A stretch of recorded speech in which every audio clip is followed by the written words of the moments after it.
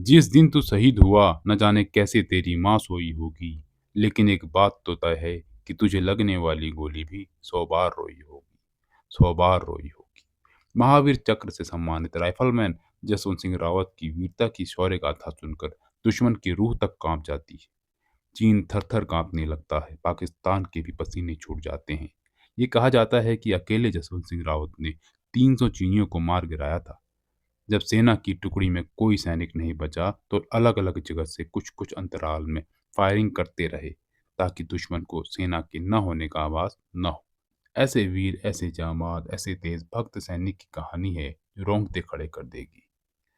तो ये 1962 की बात है, जब इंडो चाइना वार चल रहा था। भारतीय सेना के वीर जवानों की गौरव गाथा है।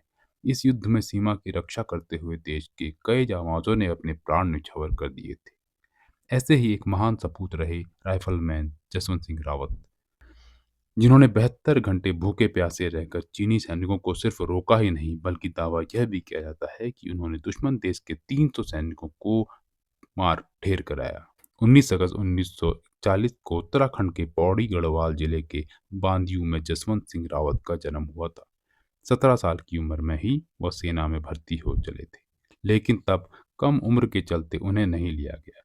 हालांकि 19 अगस्त 1960 को जसवंत को सेना में बतौर राइफलमैन शामिल कर लिया गया।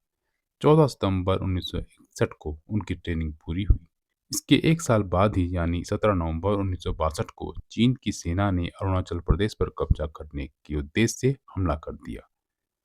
सुबह के करीब 5 बजे चीनी सैनिकों ने सेला टॉप के नजदीक धावा बोला, जहां मौके पर तैनात गढ़वाल राइफल्स की डेल्टा कंपनी का सामना किया। जसवंत सिंह रावत इसी कंपनी का हिस्सा थे। 17 नवंबर 1962 को शुरू हुई यह लड़ाई अगले 72 घंटे तक लगातार जारी रही। चीनी सेना हावी होती जा रही थी, इसलिए भारतीय सेना ने गढ़वाल यूनिट की 4थी बटालियन को वापस बुला लिया। लेकिन इसमें शामिल जसवंत सिंह, लास नायक त्रिलोकी सिंह नेगी और गोपाल गोसाई नहीं लौटे। ये तीनों सैनिक एक बंकर से गोलाबारी कर रही चीनी मशीन गन को छुड़ाना चाहते थे।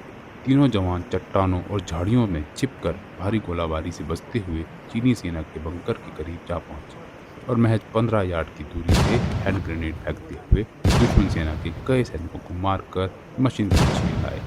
इससे पूरी लड़ाई की दिशा ही बदल गई और चीन का अरुणाचल प्रदेश को जीतने का सपना भी पूरा नहीं हो सका। अब रावत अकेले पड़ गए थे, लेकिन रावत वही रहे और सेला और नूरा नाम की दोस्तानी लड़कियों की मदद से लड़ाई जारी रखी। बाद में सेला की मौत हो गई और नूरा को पकड़ लिया गया। एक स्थान से दूसरे स्थान पर भागते हुए रावत ने 72 घंटे तक दुश्मन को रोके रखा, जब तक कि चीनी सैनिकों ने एक स्थानीय युवक को पकड़ नहीं लिया, जिसने बताया कि वे केवल एक लड़ाकू का सामना कर रहे थे। इसके बाद चीनियों ने रावत के स्थान पर धावा बोल दिया, लेकिन उनकी मृत्यु का सही विवरण स्पष्ट नहीं है। कुछ का दावा है कि रावत ने अपने गोला बारूद के आखिरी राउंड से खुद को गोली मार ली।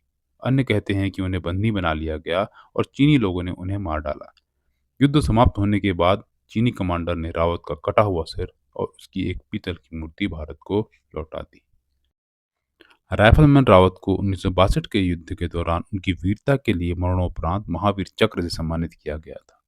जसवंत सिंह रावत भारतीय सेना के अकेले सैनिक हैं जिन्हें मौत के बाद प्रमोशन मिला था। पहले नायक, फिर कैप्टन, उसके बाद मेजर जनरल बने।